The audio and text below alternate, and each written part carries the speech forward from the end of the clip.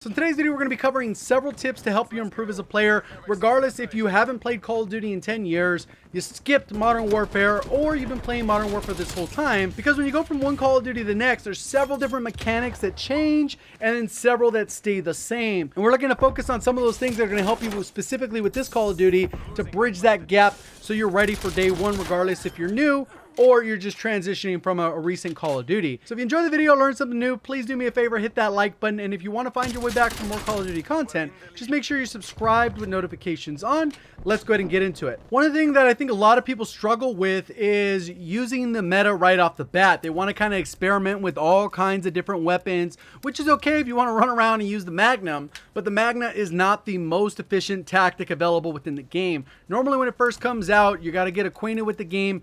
You got to level up the weapons anyway, so you might as well start off with the meta weapons. And luckily, the meta weapons are unlocked fairly early. In this game, basically, by the time you reach level 4, they already give you the XM4, which is a top tier rifle, right up there with the Krieg. This one's a first level unlock, basically, by the time you can create a class, and then you can go ahead and use that right out of the way. The number one weapon currently in the game, based off map design, especially if you're going to play in the 6v6 modes, is the MP5. So you might as well use that one and use it a lot so you get the comfortable feel of the game. And then once you got to kind of challenge yourself, once you've already gotten more comfortable, then maybe you step outside the box. The other weapon you get fairly low level, level 10, is the M16. These three weapons, you really can't go wrong. Obviously, there's other burst weapons, other rifles, but these are all low level, good starters. And I would just kind of try and max out those attachments, get comfortable with it. And it really just depends on your play style. M16 is a little bit more penalized just because there's a burst delay, but it can get a one burst kill. And then the difference between choosing between these two weapons, it's really a matter of your playstyle. If you're a little bit more aggressive, MP5 is probably going to be your go-to. If you like to kind of hold the lane, kind of have a little bit of mobility, but not quite as good as an SMG, then the XM4 will be your go-to. So that's the first tip there, is to make sure you're using the meta weapons. A lot of people don't necessarily do that. The other thing that I think a lot of people make the mistake of, I just did a full video covering this, so I won't jump into a huge detail here, that is getting all your settings situated. One of the nice things about having the game set up is you can go into private match, custom, and literally set up all your settings, get those fine-tuned. You don't want to really be messing with those mid-match, especially since it auto-respawns you. So if you're messing with there too long, you're either going to get kicked, you're going to take on an unnecessary amount of death. So I would definitely make sure you got all your settings situated, what you're comfortable with, whether it's boost high, make sure the audio you like. Personally, like I said, I'm still enjoying high boost, but it's really a matter of preference, whether or not you want to play high sense or low sense. If you want to mess with your graphics, whatever it is, get that all dialed in so you're not dealing with that mid-match. Let's go ahead and move on to the next one. Within the settings, I will talk about this extra one just because it is a little bit different and it's kind of new to console players. And that happens to be the FOV and whether you would go independent or affected. Independent will basically make it so when you aim down sight, it has this huge zoom in effect to like 70 FOV, 60 FOV, I guess, depending on if it's just iron sights. And then if you swap that to affected, basically it doesn't zoom in as far. So this will actually make it feel like your guns have less recoil. It'll kind of shrink the target. So on certain areas, it might be a little bit harder to spot targets. But for most of these maps, they're not that large. In Battle Royale, it's a little bit more of a toss-up. Hey, you know what? Which one's better? Affected is better in multiplayer just because even if you put max FOV and you're using affected, when you aim down sight, you'll still be able to see the target fairly easily.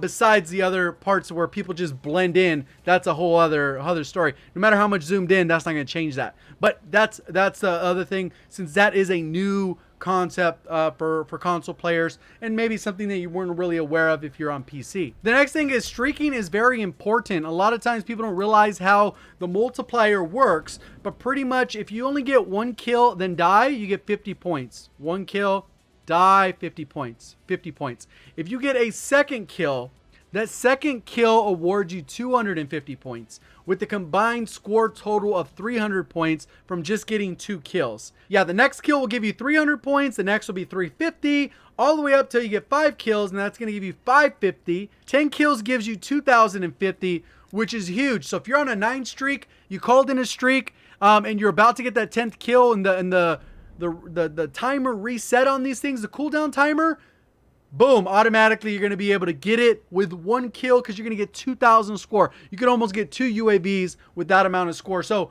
definitely, if you are close to, like, if you're on a 9 and it's whether or not to, you know, play super aggressive or maybe play a little bit passive just to get that extra kill so that you get that 2,000 score, I would definitely recommend that, because you get penalized hard with this system by dying, because that first kill is always going to only be 50 versus once you already start going on a longer streak, it's 500 per kill, 550 per kill, and you get these 2,000 point multipliers at increments of 5. And on the topic of streaks, I would highly recommend using streaks that you're comfortable getting on a regular basis. So a couple starter streaks that I'd recommend, especially if you're newer to the game or maybe you don't go on high kill streaks, use a spy plane, use a counter spy plane. If they're getting shot down too much, maybe switch to armor, and then also maybe use a napalm and an artillery. One of the nice things about napalm and artillery, if you end up going on a quick streak after calling these in, the cooldown timer is only 30 seconds. If you want to help support your team, there is an air patrol up at 3,200 score, which is a little bit higher. That's what probably people will average in the entire match, but it will literally shoot down anything in the sky. So if somebody happens to get one of these bad boys at the end, you can shut it down instantly. So there's that part of it as well. The next thing we'll talk about is perks, but the first perk we're going to talk about is Ghost. Knowing and understanding how Ghost works in this game, it works very similar to other Treyarch titles, and you can actually see on the minimap, anytime you start moving, your little triangle kind of becomes a little bit more see-through, and that means that you are not visible to enemy players. If you start stepping still or camping a little bit or popping up on a head glitch or going to corner reload, or you happen to fire your weapon, you're going to see that little icon of the triangle pop up very bright, and it's going to be very, you know, solid. It's not going to be see-through in any way. That means you are visible to enemy players and they will see you. They have a UAV in the air or whatever the case is. So that is important to know, because if you're coming from Modern Warfare where you could just literally sit on a head glitch for 20 minutes and you will not reveal yourself, that's not how it works in this game. It encourages more movement, and then if you happen to just stand still, you will get penalized unless it's in a strategic way. Even if you strafe a little bit, move a little bit, you will make it disappear. So I would get accustomed to understanding when you're on the map and when you're not, because I know a lot of people are going to complain saying, hey, I have ghosts, how do they know where I'm at? This guy's probably cheating, he has walls. Well, no, you're standing still a little too long. They got a UAV, they know exactly where you're at. So that is a very important thing that I think people don't realize, is just get comfortable looking at the minimap. You can even do it in a private match and kind of watch your movement and look at when your little triangle disappears and when it reappears, and you'll get a better idea on how much you need to move.